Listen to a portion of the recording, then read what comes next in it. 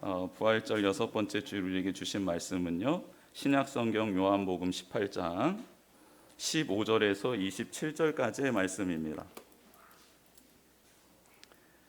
요한복음 18장 15절로 27절까지의 말씀, 신약성경 178면에 있습니다. 같이 한 목소리로 하나님의 말씀을 합독하겠습니다.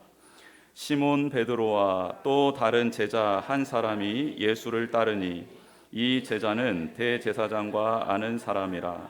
예수와 함께 대제사장의 집들에 들어가고 베드로는 문 밖에 서 있는지라. 대제사장을 아는 그 다른 제자가 나가서 문 지키는 여자에게 말하여 베드로를 데리고 들어오니 문 지키는 여종이 베드로에게 말하되 너도 이 사람의 제자 중 하나가 아니냐 하니 그가 말하되 나는 아니라 하고 그때가 추운 고로 종과 아랫사람들이 불을 피우고 서서 쬐니 베드로도 함께 서서 쬐더라. 대제사장이 예수에게 그의 제자들과 그의 교훈에 대하여 물으니 예수께서 대답하시되 내가 드러내 놓고 세상에 말하였노라. 모든 유대인들이 모이는 회당과 성전에서 항상 가르쳤고 은밀하게는 아무것도 말하지 아니하였거늘 어찌하여 내게 묻느냐. 내가 무슨 말을 하였는지 들은 자들에게 물어보라. 그들이 내가 하던 말을 아느니라. 이 말씀을 하심에 곁에 섰던 아랫사람 하나가 손으로 예수를 쳐 이르되 내가 대제사장에게 이같이 대답하느냐 하니 예수께서 대답하시되 내가 말을 잘못하였으면 그 잘못한 것을 증언하라. 바른 말을 하였으면 내가 어찌하여 나를 치느냐 하시더라. 안나스가 예수를 결박한 그대로 대제사장 가야바에게 보내니라. 시몬 베드로가 서서 불을 쬐더니 사람들이 묻되 너도 그 제자 중 하나가 아니냐. 베드로가 부인하여 이르되 나는 아니라 하니 대제사장의 종 하나는 베드로에게 귀를 잘린 사람의 친척이라. 이르되 내가 그 사람과 함께 동산에 있는 것을 내가 보지 아니하였느냐. 이에 베드로가 또 부인하니 곧 달기 울더라. 아멘. 지난주에 우리 교회에 창립 기념 감사 주일로 지키면서 하나님께 예배 드렸습니다. 그때 우리가 이런 말씀을 좀 나눴어요. 베드로가 겟세마네 동산에 갔을 때 베드로의 손에 들려 있었던 것은 칼이고 예수님의 손에 들려 있었던 것은 하나님이 주신 잔이었다. 그래서 우리는 칼을 드는 자가 아니라 잔을 드는 자가 되어야겠습니다 라고, 우리는 칼을 휘두르지 말고 하나님이 주신, 주님이 주신 잔을 마시고 그 말씀 따라 살아가는 귀한 복된 사람들이 됩시다 라고 나누었죠. 근데 이 말씀이 계속해서 제게 울림이 좀 되었습니다. 그래서 나는 무슨 칼을 들고 있나, 나는 정말 주님이 주신 잔을 지금 받고 있나, 이게 주 초에 계속해서 묵상이 되었고, 그러면서 한 가지 깨닫게 되었습니다. 아, 내가 스스로 뽑는 칼도 있지만 누군가가 내게 쥐어주는 칼도 있구나, 이런 생각이 들었어요. 그건 무슨 말이냐, 그 칼의 의미는 하나님을 따라가지 못하게 하고 하나님께 순종하지 못하게 하고 십자가를 지지 못하게 하는 것들 아닙니까? 나의 의일 수도 있고요, 나의 교만일 수도 있고 나의 상처일 수도 있고 아픔일 수도 있잖아요. 근데 그 누군가가 내게 쥐어주는 칼은 그런 거더라고요. 나와는 상관없이 자라왔던 환경이나 혹은 나에게 상처를 줬던 어떤 사건들, 주변에 있는 사람들의 말과 행동으로 말미암아 내게 주어진 칼이 있더라는 것을 깨닫게 되었습니다.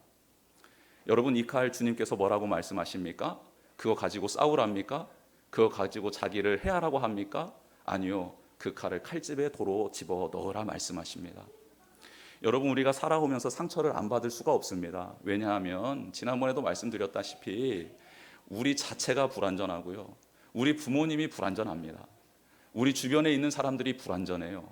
그럼 불완전과 불완전이 만나면요, 갈등과 상처와 두려움과 염려밖에 없습니다. 그래서 우리의 삶은 상처투성일 수밖에 없어요. 근데 그 상처는 내가 원해서 받은 게 아니기 때문에 그 누군가에 의해서, 상황에 의해서 쥐어진 칼 아닙니까? 근데 이 칼을 들고 있는 한 나도 해하게 되고 어떤 누군가도 해하게 되며 결국은 주님이 원하시는 길을 따라갈 수가 없습니다. 그래서 주님이 말씀하시는 거예요. 내가 너 대신 창을 맞았다. 그러니 이제 그 칼을 칼집에 꽂아 넣으라 라고 말씀하고 있는 겁니다. 사랑하는 성도 여러분, 혹 지나간 날에 상처가 우리에게 아픔으로 또 눈물로 고통으로 남아져 있습니까?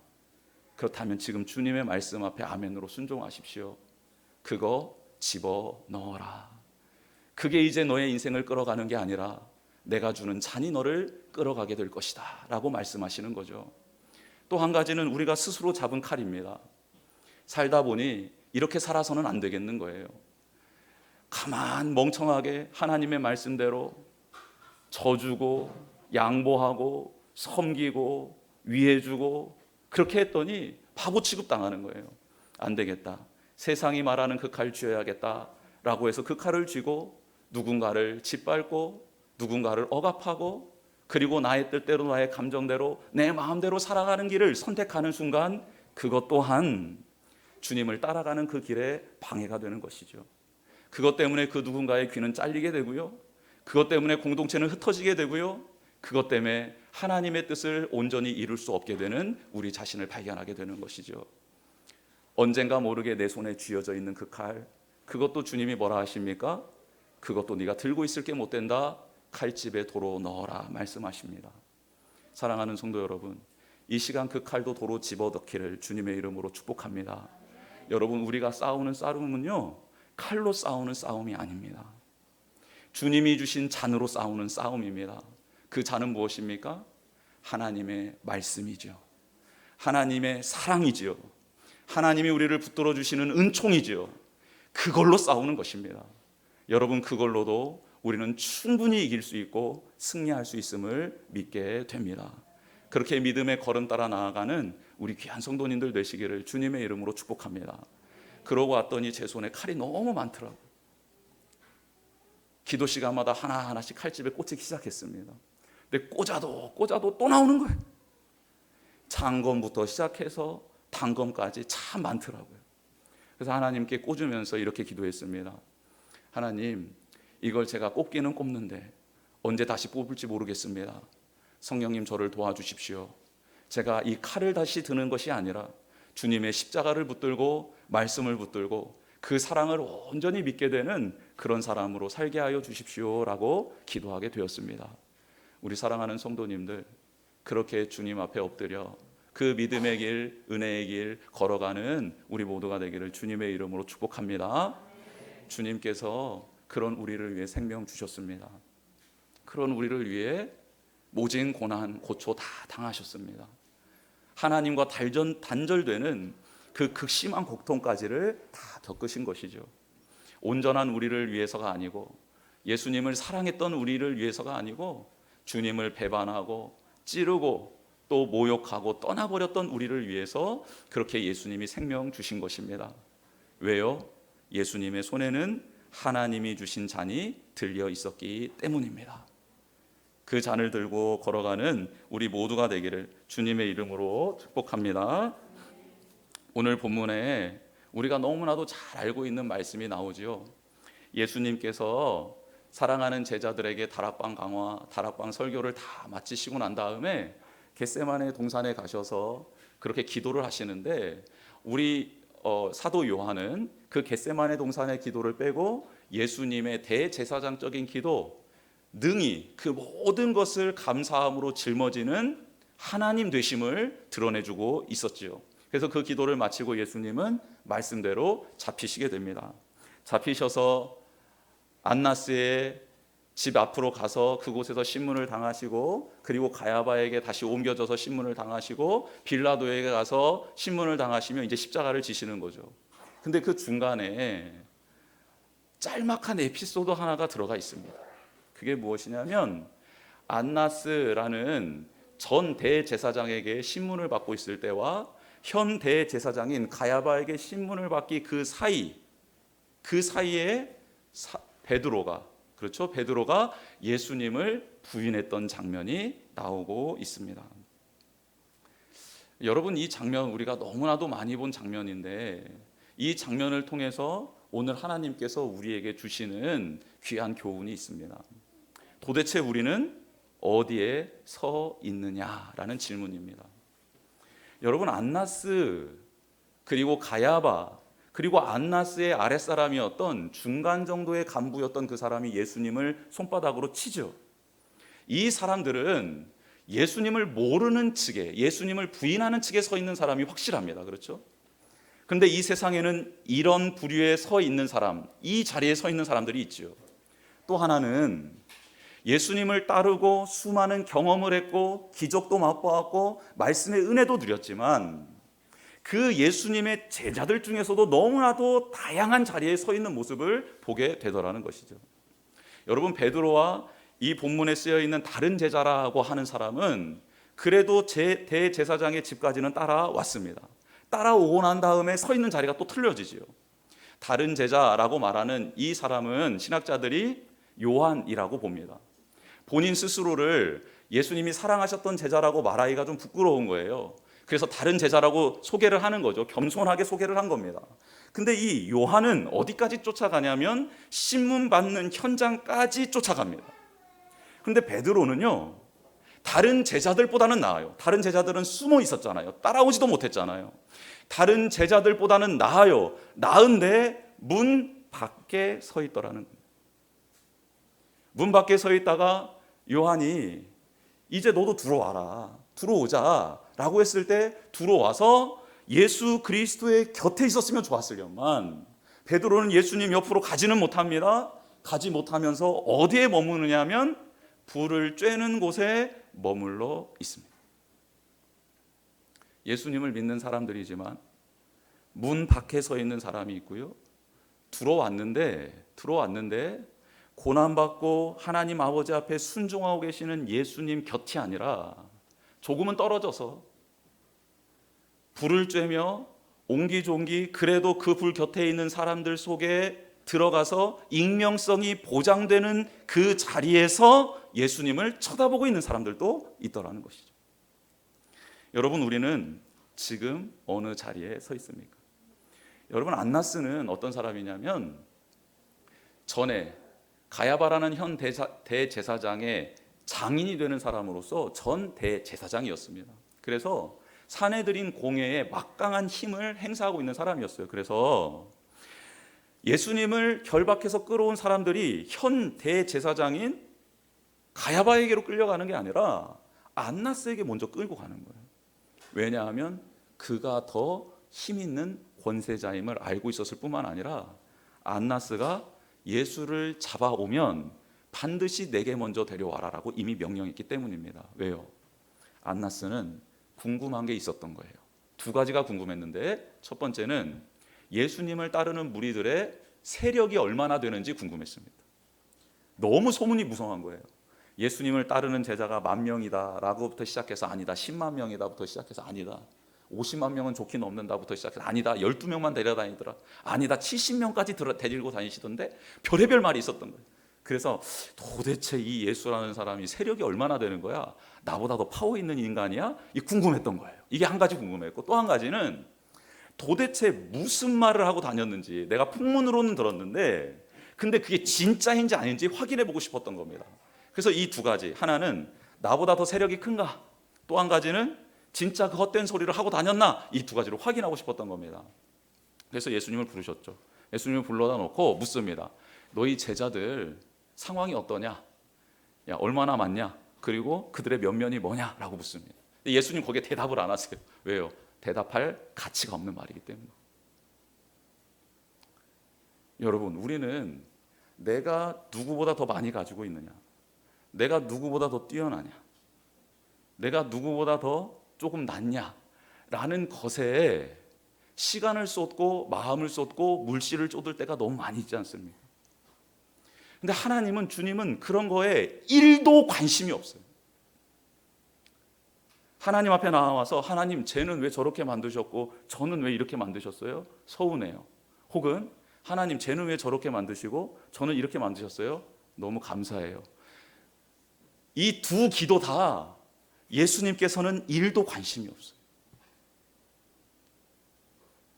누구보다 더 낫고 누구보다 더 못나고 뭐를 많이 가졌나, 무엇을 많이 누리고 있나, 세력이 얼마나인가, 무슨 권세를 가지고 있나, 무슨 명예를 가지고 있나, 1도 관심이 없어요. 1도.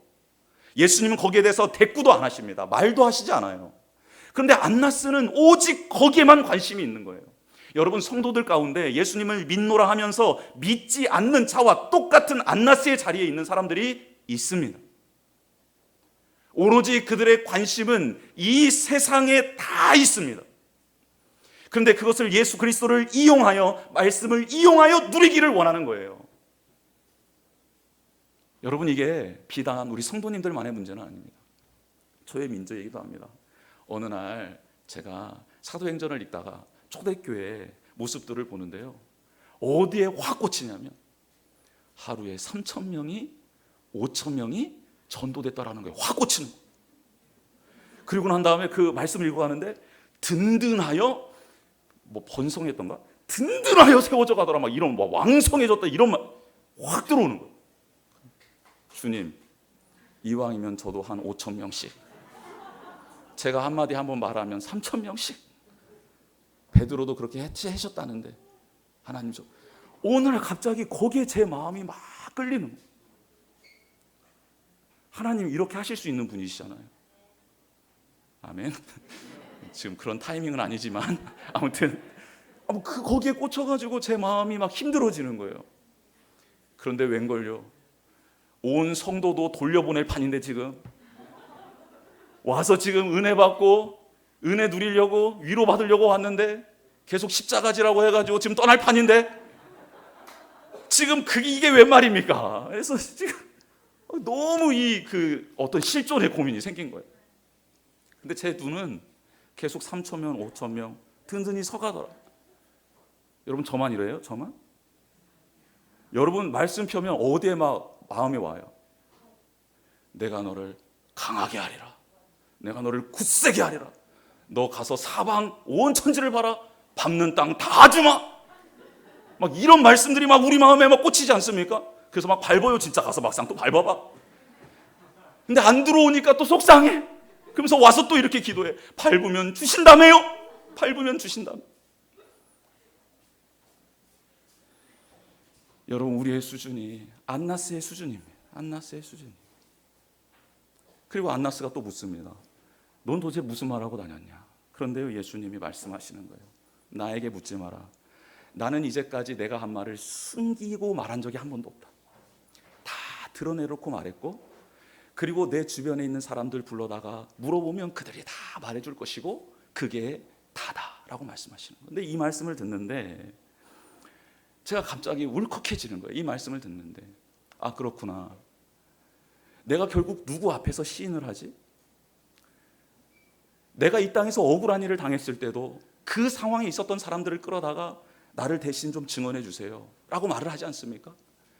나는 내 스스로 증명할 수 없는 연약한 존재임을 깨닫게 되었고, 또 한 가지는 그렇구나, 언젠가는 내가 고백하고 살았던 그 모든 것들이 누구 앞에선가는 낱낱이 다 고백되어야 될 때가 오는구나라는 것을 깨닫게 되었던 거예요. 그러면서 종국적으로 우리는 누구 앞에 서는 겁니까? 하나님 앞에 서는 거죠. 근데 하나님 앞에 섰을 때 누가 우리의 증인이 되어서 우리의 삶을, 우리의 말을, 우리의 행동을 대신 증언해 주십니까? 성경은 그분이 예수 그리스도라고 말하지 않고 있습니까? 말하고 있지 않습니까? 하나님 앞에서 우리를 대신하여 증언해 주실 분이 예수 그리스도다. 여러분, 그래서 예수님이 뭐라고 말씀하시죠? 이렇게 말씀하시잖아요. 누구든지 사람 앞에서 나를 시인하면 나도 하늘에 계신 내 아버지 앞에서 그를 시인할 것이요. 할렐루야. 여러분, 우리가 예수 그리스도를 모시고 그분과 동행하며 만나는 사람들에게 내가 하고 있는 일 앞에서, 내가 몸담고 있는 공동체 앞에서 예수 그리스도를 시인하면 예수님이 하나님 앞에서 얘는 나를 시인했던, 하나님을 시인했던, 하나님의 말씀대로 살았던 종입니다, 사람입니다라고 하나님 앞에서 시인해 주신다라는 거예요. 여러분, 이 땅에서는 우리 주변에 있는 사람들이 우리를 대신해 시인해 주실 수 있습니다. 증인이 되어줄 수 있어요. 그런데 하늘나라에서는 그럴 수 없습니다. 하늘나라에서는 오직 한 분, 예수 그리스도 외에는 우리를 시인해 주실 수 있는 분이 없다라는 거예요. 그렇다면 여러분, 우리는 지금 누구 앞에 살아가고 있습니까? 누구와 동행하고 계십니까? 많은 시간을 보내고 있는 직장의 동료들, 혹은 많은 시간을 보내고 있는 가족들, 많은 시간을 보내고 있는 우리 성도님들, 그 사이에서 우리는 나의 감정을, 나의 의를, 나의 독선과 나의 아집을 드러내며 살아가고 내 중심적으로 나를 드러내며 나를 시인하며 살아가고 있습니까?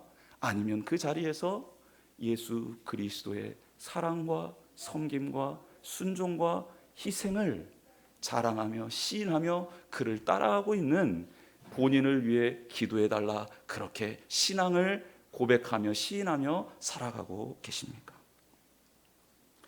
여러분, 우리 모두 예수 그리스도를 시인하며 살아가는 거룩한 하나님의 백성 되기를 주님의 이름으로 축복합니다. 심판대 앞에 섰을 때 우리를 시인해 줄 수 있는 사람은 예수 그리스도 한 분밖에 없습니다. 여러분, 베드로, 그렇다면 이제 베드로에게 우리가 기대하는 것 아닙니까? 베드로는 그래도 다른 데 서 있었겠지, 이런 기대감이 있지 않아요? 안나스가, 가야바가 예수님을 때리는 그 무모한, 그 어리석은 아랫사람의 행태를 보면서 그렇구나, 여기에는 소망이 없구나 하면서 소망을 느끼게 해줄 수 있는 베드로를 쳐다보는데, 여러분, 베드로 얼마나 정직한 사람입니까? 그리고 그 안에 믿음이 얼마나 진실한 사람입니까? 많은 군인들과 대제사장이 보낸 사람들 앞에서도요, 칼을 빼내서 용기 있게 대제사장의 종의 귀에 귓불을 잘랐던 사람 아닙니까? 여러분, 거기에서 칼 잘못 썼다가는요, 몽둥이 맞아 죽을 수 있습니다. 그런데 예수님을 지키겠다고 한 것 아닙니까? 그의 말은 진짜였던 거예요. 예수님, 제가 예수님과 함께 죽겠습니다, 이 말은 진짜였던 거죠. 근데 그 상황 속에서 예수님이 아니야, 그 칼을 집어 넣어라, 그리고 그 칼로 승부하는 게 아니라 이 하나님이 주신 잔을 마심으로, 순종함으로 우리는 승부를 내야 될 사람이다라고 그 길을 걸어가셨죠. 다른 제자들 다 흩어졌는데 단 두 제자만 예수님을 따릅니다. 요한과 베드로입니다. 그런데 베드로가 예수님 어떻게 될지 고민이 되지만, 근심이 되지만, 계속해서 따라가긴 하지만 그 마음속에 몇 가지 고민이 생기는 겁니다. 염려가 생기는 거예요. 그 염려와 고민은 무엇이었냐면, 정말 이대로 끝인가? 정말 예수님이 말씀해 주시긴 했지만 그대로 되는 것인가? 이러면 안 되는데 왜 이러시지? 충분한 능력이 있으신데, 예수님이 한번 손만 휘저으시면 이 사람들 다 떨어져 나갈 텐데 왜 그러시지 않는 거지? 여러 가지 고민과 염려가 그 마음 가운데 들어오기 시작했던 거예요. 그러니까요, 베드로가 그만 문 밖에서 머물러 쓰고 맙니다. 그런데요, 그때 누가 또 들어오냐면 불청객이 들어오죠. 사탄이 들어옵니다. 그래서 그 염려와 두려움의 틈을 비집고 들어와서 사탄이 베드로의 믿음을 완전히 쥐어 흔들기 시작합니다.